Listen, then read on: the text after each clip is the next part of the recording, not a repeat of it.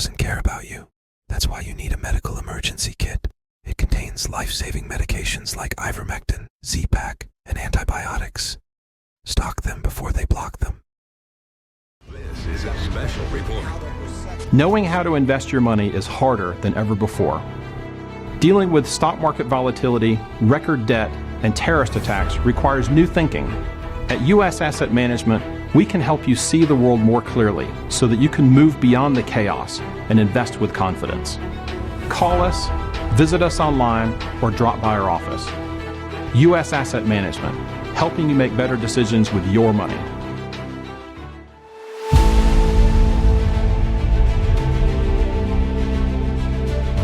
Bob Amsterdam is the attorney for the Ukrainian Orthodox Church, and there's been a lot of developments over the weekend there, and I want to bring him in. He doesn't have a lot of time, and we'll get to the mission brief here after we talk to Mr. Amsterdam. Bob, thanks for coming on from London. Thank you very much. Thank you so much for having me. So I really wanted to have you on because there was a report out over the weekend, and I'll just bring this up, that the Ukrainian Union of Orthodox Journalists essentially are condemning as blasphemy the Ukrainian government going into the Lavra, the 1,000-year-old monastery under the facility, and disturbing the graves of the saints, literally 1,000 years old. I wanted to get your opinion on that because you've been vocal about what's going on there. Look, to be honest with you, I'm a boy from the Bronx. If I told you how I really feel, I think I'd be offending a lot of people.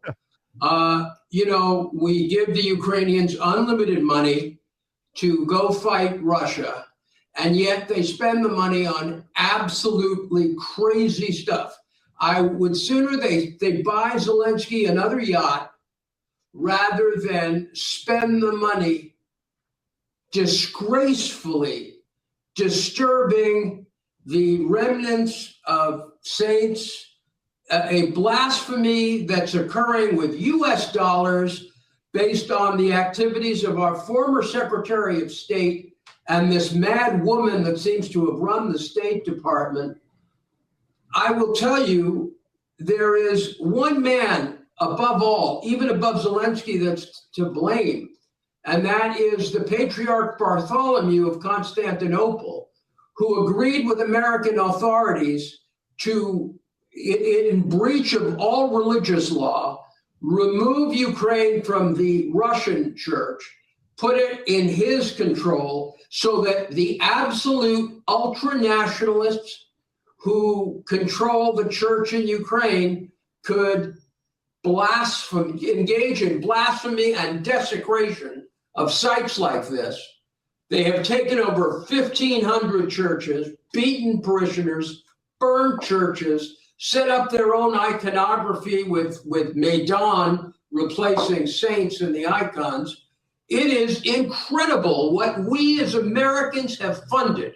We have let these people engage in horrific practices, and yet we allow Mr. Zelensky to appear as this idol of Western civilization, a man who's running the most corrupt dictatorship, outside of North Korea probably, and we worship him. He came and continues to renege on every deal he gets involved with, and quite frankly, I'm going to be on Turkish television in an hour, and I'm going to be telling the Turkish government that on their land stands a patriarch who is liable for this blasphemy going on in Ukraine. And we are morons who worship this guy Zelensky. We've got Christian pastors from the United States going to Ukraine, complaining, and I agree with them, about what the Russians have done to churches. I totally agree. But they're doing it from Kyiv, where in fact these Ukrainian lunatics are doing even worse to our church. So, from my standpoint, I just can't believe. And then the New York Times last Friday writes, or even earlier than last Friday, writes an article where they talk about one of my clients, a member of the Rada, a hero of Ukraine, a man who left his family on the day of the invasion to set up a brigade to fight the Russians. Then, when he denounced this horrible law they passed to destroy our church, Mr. Yermak, who is the hatchet man of Zelensky, pulled this guy's security and basically sicked the animals of the SPU, their secret service, on him. He had to flee on foot to get away from these animals. The New York Times has the gall to say he's pro-Russian because he opposes Zelensky. So they're ready to have the man killed in his own country. They don't give a damn about the truth. They all, the entire Western press, I swear to God, the Wall Street Journal among them, they just won't say the truth about what's going on in Ukraine. So, I've been down in those catacombs under the monastery. It's quite shocking, and you're very reverent, even if you're not a Christian, to go down there and see these saints that are 1,000 years old. Their bodies are right there, and it's astounding. What are they doing? Why do they need to examine these relics? Do you have any idea? Look, I was in those very catacombs in 1972. Mm-hmm. I don't even want to think where you were in 1972. High school. I was there, and at the behest of probably the greatest living at that time Ukrainian historian, and I can honestly tell you, I have no idea on earth that there could be any legitimate reason other than insane ethno-nationalism, religious cleansing, so many other words I could say that I don't want to say on your show, but only the most disgusting of motives for this conduct occurs to me. And as an American taxpayer, I have to tell you, I am just horrified at it. And I know the president's horrified that Zelensky went back on his word. I'm more horrified that he's funding these bastards to go into the catacombs. Send them all to the front. We know that they're taking poor young people off the streets. We'll send these bastards to the front who are trying to spend their time examining saints and desecrating sacred locations.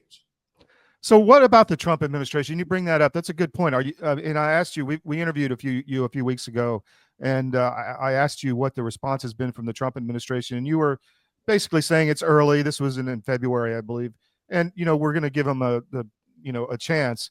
What, have you heard anything? Is there any response? Are you getting anything out of them? Again, I have to say to you, I'm not going to say a word. I'm not going to join the chorus of people who are condemning the Trump administration. Yeah. I'm not going to do that.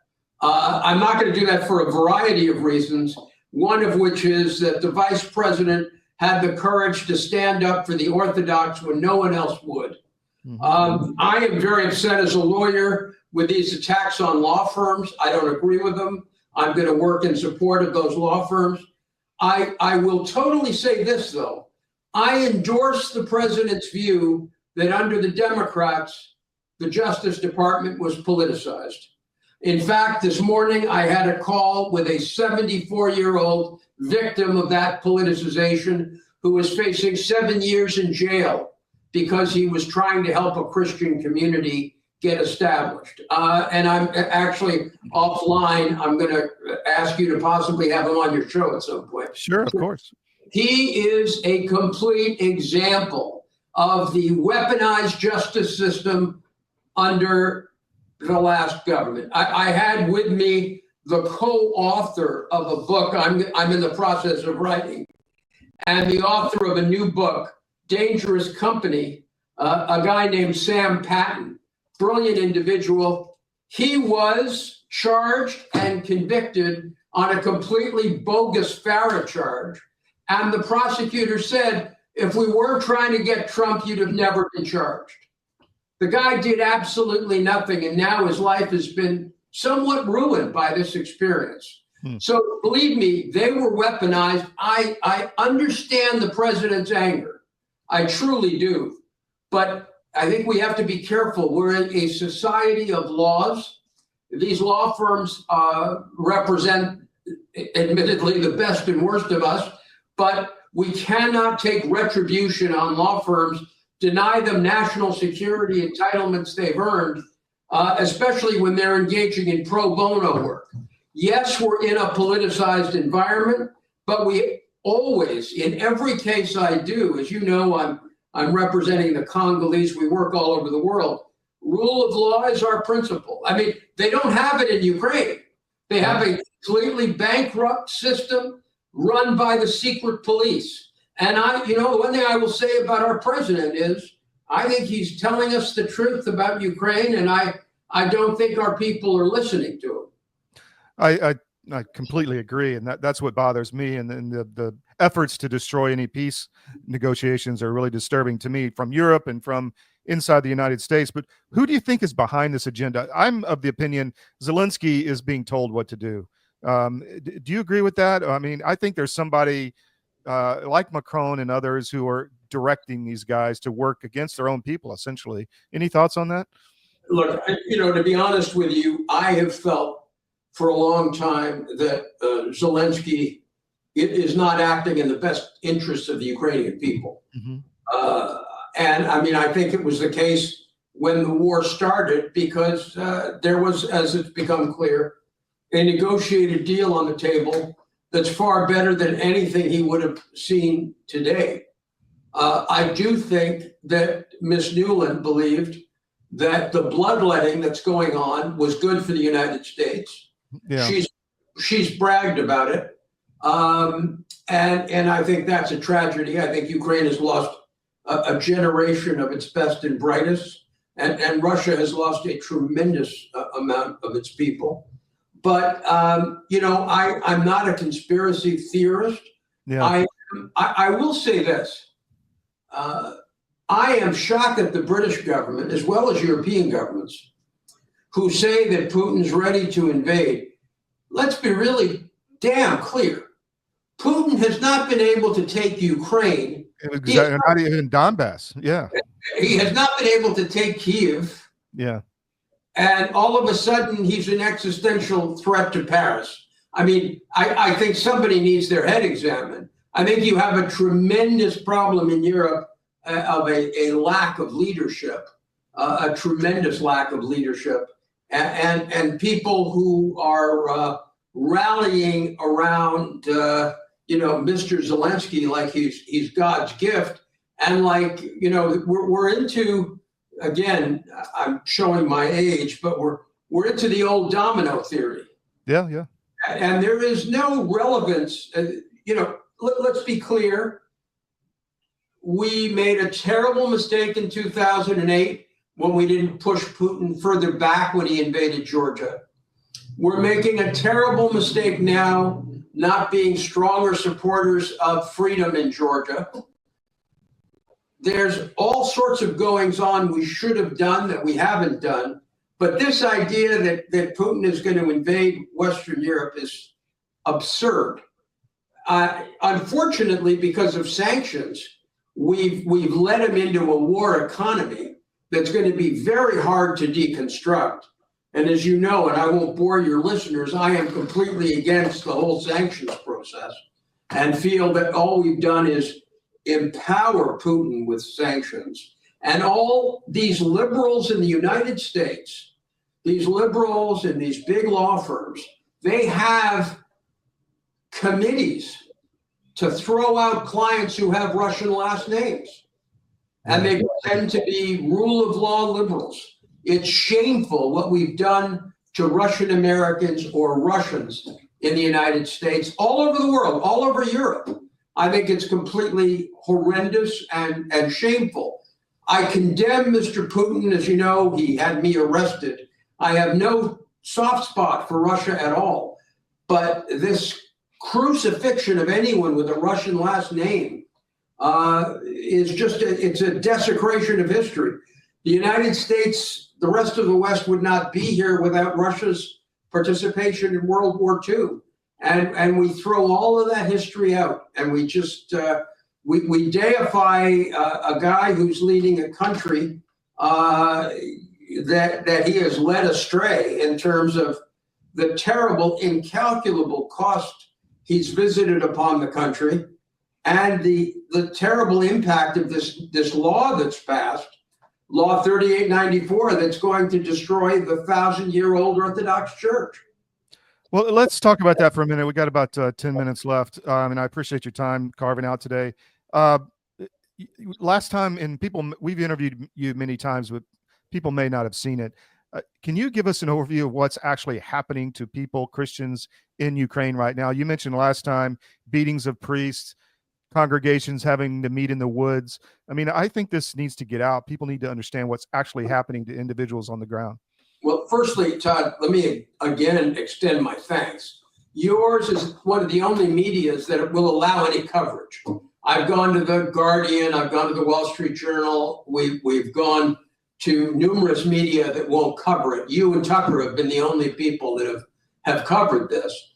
Under Law 3894, the Ukrainian government has the ability to destroy any church that they believe is affiliated with the aggressor state.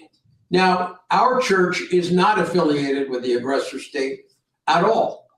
The only thing we have in common is canon law. They're using that very narrow hook. Since we were autonomous for over 30 years, they're using that very narrow hook as a reason to destroy the church.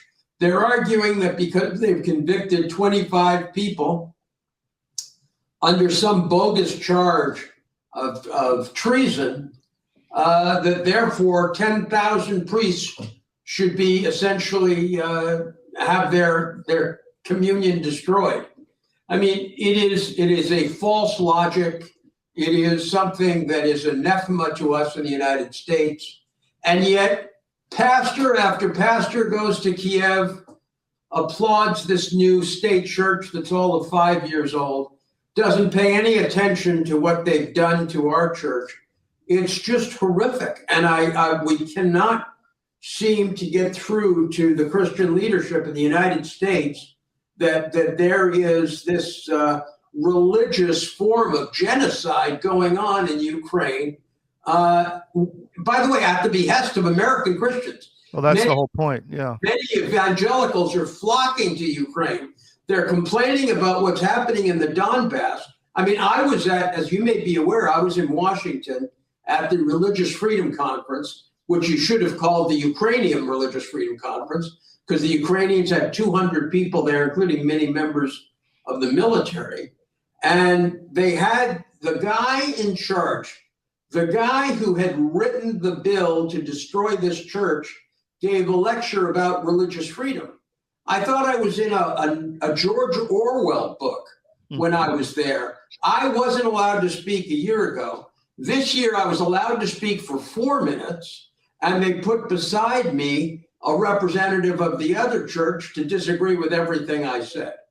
It was a shameful act. And again, it was during the end of the last administration, and you'd think the Ukrainians were running the country.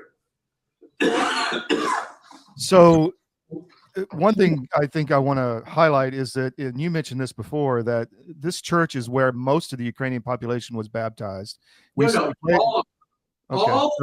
If you were an Orthodox Christian in Ukraine, you were baptized in this church, you were married in this church up until 5 years ago. Now, there was a church that was an independent church, and what's called an autocephalous type of church that existed. Mm-hmm. I don't want to deny their existence, and we don't deny the existence of the other churches now. But this was the main church. By the way, it still is. This is the majority church of Ukraine. Yeah. Our people are on the front fighting the Russians.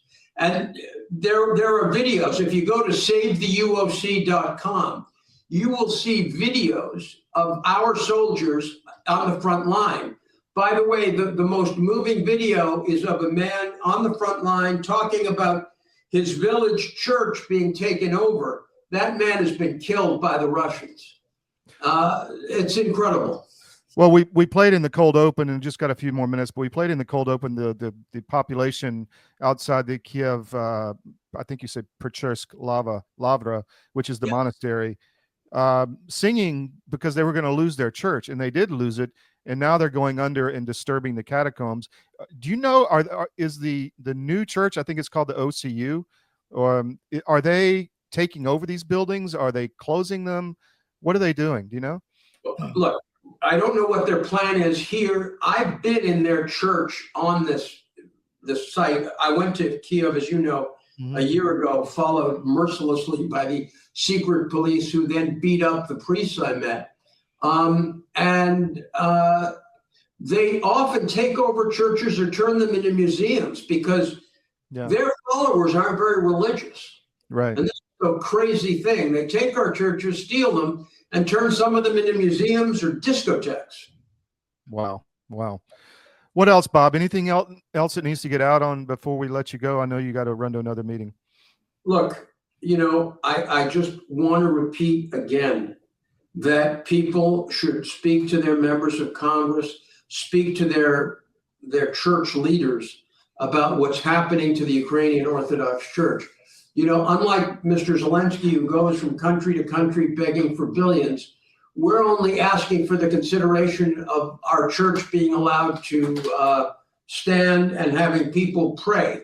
That's all we're looking for. And why it has not become a political issue in the U.S. when we funded to the tune, I guess, in excess of $100 billion, and why our own Constitution and our own rights are being violated. And there's so many American members of the UOC living in Kyiv and Ukraine. It's just all beyond me.